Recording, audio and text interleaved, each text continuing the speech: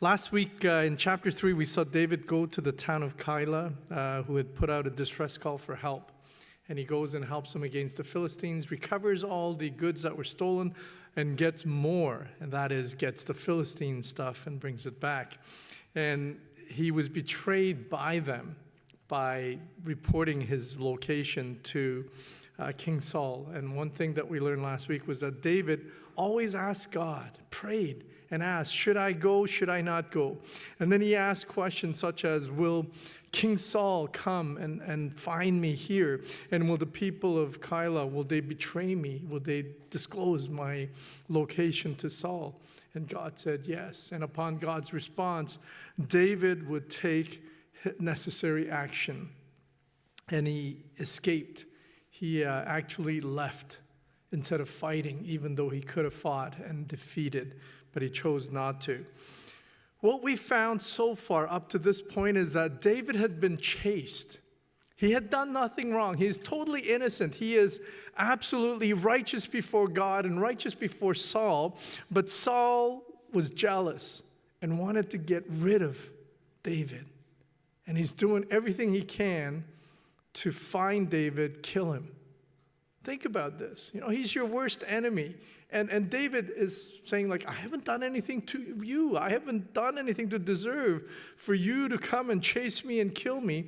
But you are. You are my enemy. And David is puzzled.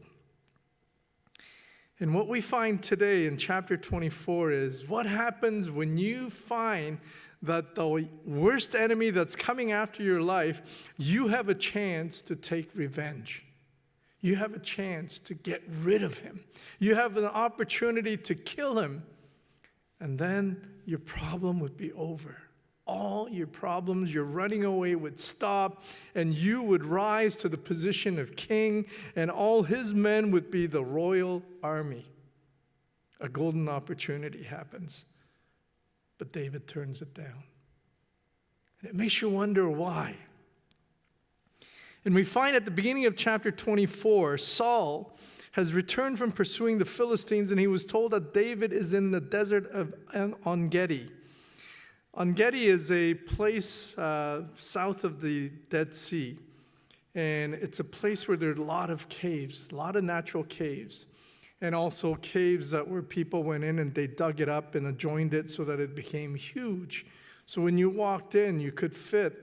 Like David, he had 600 men, wives and children, you know, probably over 12,000 people, and it was able to occupy. And Saul was told of this location. So what Saul does is that he takes 3,000 of his soldiers. Now think about this. David has how many men at this time? 600. Saul selects 3,000 soldiers to go and find David and capture him and kill him. Okay, look at the ratio, 600 to 3,000. That's, you know, 5 to 1. That would be the ratio. That Saul has overabundance of soldiers and has come. And then here's what happens. Verse 3, chapter 24, verse 3. He came to the sheep gates along the way. A cave was there, and Saul went in to relieve himself. Now, in the Bible, the original text, Hebrew text says, he went in to cover his feet. But that is a terminology where if you squat down to do number 2, your robes would go down and it would cover your feet.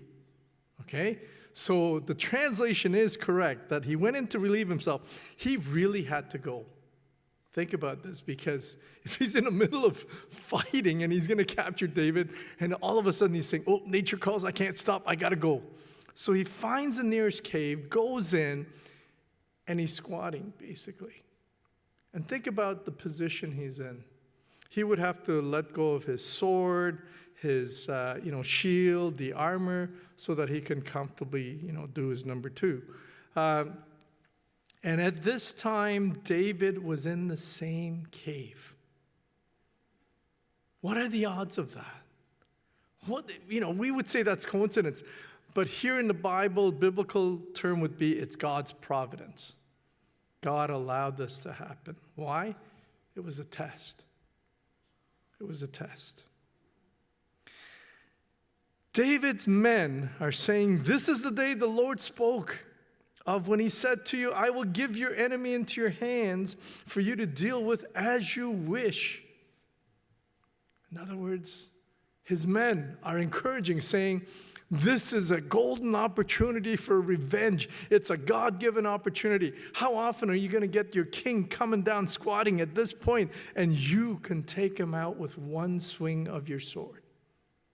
Tempting, isn't it? All your troubles would go away. You would no longer have to run around. You would no longer have to hide. His men would now become royal soldiers, and David would be the king. But instead, David crept up unnoticed and cut off a corner of Saul's robe. Why did he do that? Why would he not strike and kill? Because he believes in God's promise. God's promise was that, yes, you will be the king of Israel. And David believed in God's promise, and he's saying, I'm not going to intervene and play God and say, okay, God, now it's my turn. Instead, he's saying, I trust in you, God. Saul is the anointed king at this time, and you are the one who can make the king and bring down a king. I will not do it. So he cuts off a piece of the royal robe. Why does he do this? Because he's showing, it's going to be proof later on that he had the opportunity and the means to kill Saul, but he didn't. But notice in verse 5, it says, afterward David was conscience-stricken for having cut off a corner of his robe.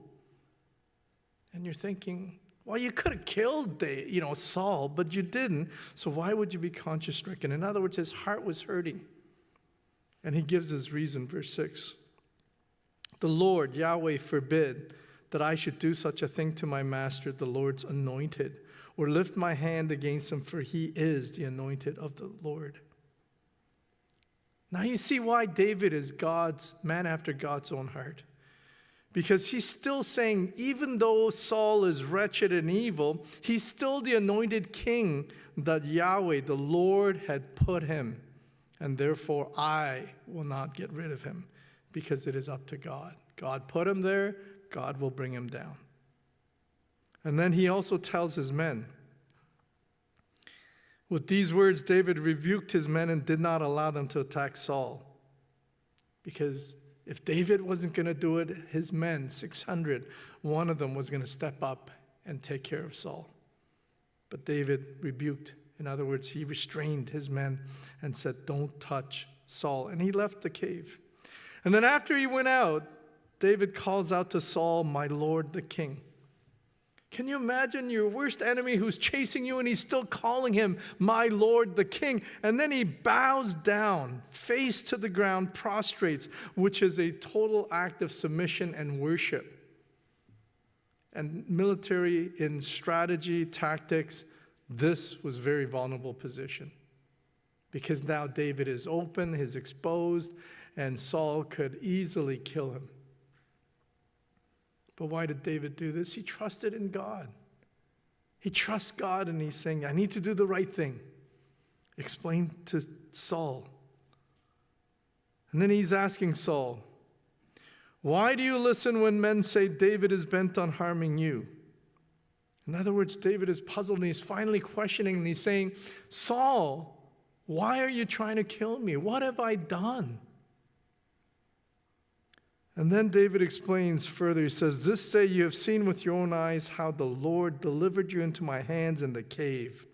Some urged me to kill you, but I spared you. I said, I will not lift my hand against my master, because he is the Lord's anointed.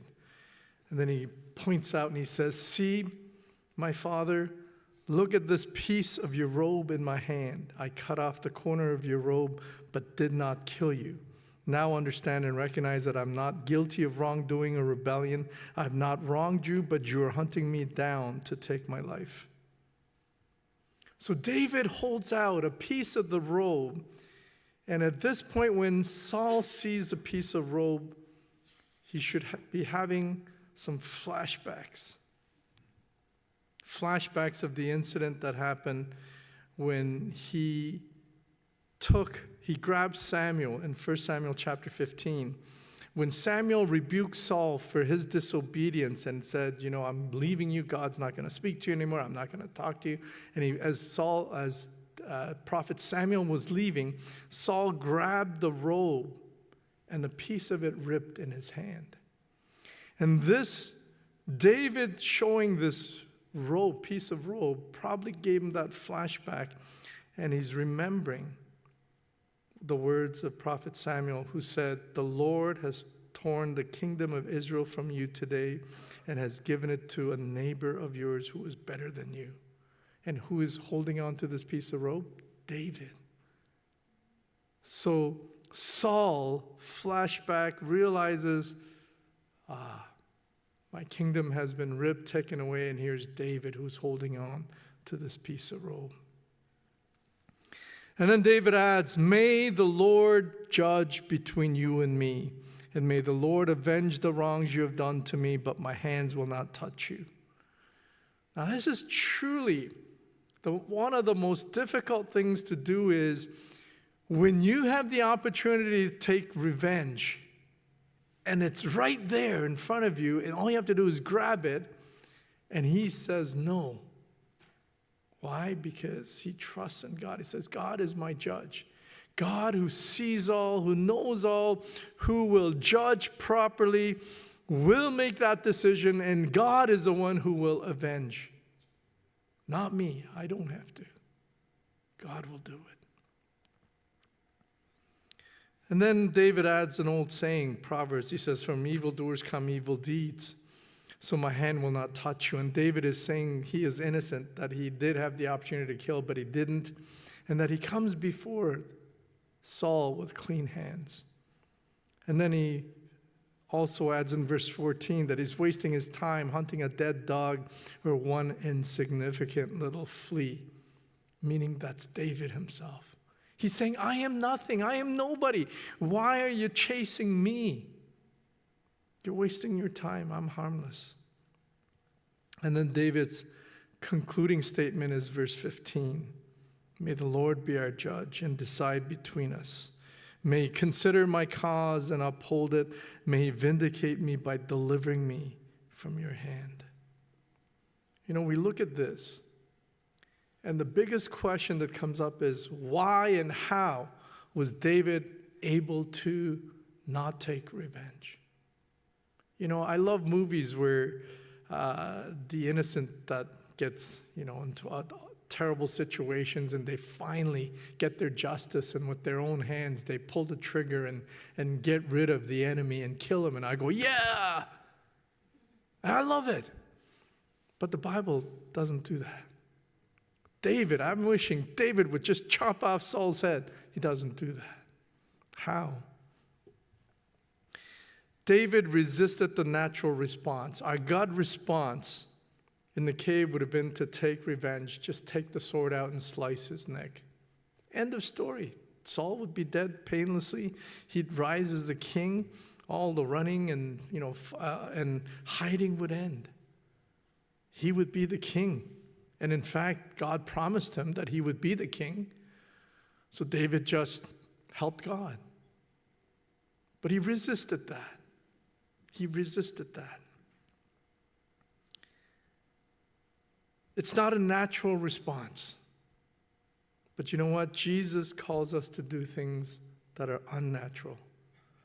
If you think about it, Jesus, in Matthew chapter 5, verse 39 to 42, he says, if you're being sued for your tunic, your outer coat, give them your inner coat too. It's not a natural response. And if you're forced to go a mile, go the second mile. It's also not a natural response. And what Jesus is saying is, resist your natural response of revenge, of taking things into your own hand, but trust in God. And when you trust in God, sometimes there are delays. Delays are the most difficult things when you're asking God for help in prayer and the answer is not there right away. But delay is what causes us to learn to trust, because God answers in His time. And David resisted the natural response because he knows that in God's time he will be king, that Saul will be brought down. And he trusts that. And the other thing that we learn from David is that there's transforming power of mercy. Now, mercy by definition is compassion or forgiveness shown towards someone whom it is within one's power to punish or harm. In other words, simply put, basically, if you have the power and authority to punish someone, but you don't, you forgive them, that's mercy. And David shows that. There's transforming power of mercy. You know, this world, we are so hung up on revenge. You know, an eye for an eye, tooth for a tooth, and, you know, you hit me and I hit you back. You break my arm, I break your arm. Sometimes I go further, I break both of your legs. So that's the way it works. But you know what? When that happens, there's no end, there's no peace. But God's way is mercy. There's power in mercy. Jesus said this in Matthew chapter 5, verse 44. He says, "But I say to you, love your enemies and pray for those who persecute you." You know why Jesus said that? Because at that time, the Old Testament command to love your neighbor was interpreted as, okay, you love your neighbor, but you can hate your enemy. And Jesus comes along and says, no, you got that all wrong. Love your enemies and pray for those who persecute you. He goes a step further. Jesus doesn't say love your neighbor and tolerate your enemies, but he says, pray for them. Love your enemies. Love your neighbor, love your enemies. And then he adds and he explains, so that you may be sons of your Father who is in heaven, for he makes his sun rise on the evil and on the good, and sends rain on the just and the unjust. And he's saying God is fair. God shows mercy to everyone. And David honors God by showing mercy to Saul. He doesn't play God. He doesn't take the sword himself and avenge and kill Saul. Instead, he cuts off a piece of robe. Symbolic gesture. And even then, he felt guilty. And David, through this merciful act, changes the heart of Saul. If you notice afterwards, Saul basically stops chasing. Unfortunately for Saul, he resumes. You know, that's human nature. That's the sinful human nature. But the mercy that David had shown had caused Saul to stop for a time period and said, I will no longer chase after you. You were a better man, David. And why is David a better man? And why was it that even God recognizes? It's because David saw his own sin more than sins of the other. Okay, and that's what we need to do. Matthew 7, verse 3, Jesus says this, "Why do you look at the speck of sawdust in your brother's eyes and pay no attention to the plank in your own eye?" And Jesus was talking about how we are so good at picking other people's sin, but fail to see our own. But you see, David is amazing in that he saw his sin more than sins of the others. He didn't see the sins of Saul that was so blaring and glaring, and injustice and revenge, that jealousy that has caused Saul to go nuts, to go crazy. But instead, David saw the fact that he cut off the piece of the royal robe. And he felt conscience-stricken. In other words, guilty before God, saying, how did I do that? Why did I do that? To God's anointed, I took a piece of his robe. I cut it off. We need to be able to see our sin more than the others. And you know what happens when we start seeing our sins more than sins of the others? We stop criticizing others. Instead of pointing fingers at others saying, hey, that person's no good, that person's a hypocrite, you look at yourself and you realize, you know what? I am guilty. And that's what David does.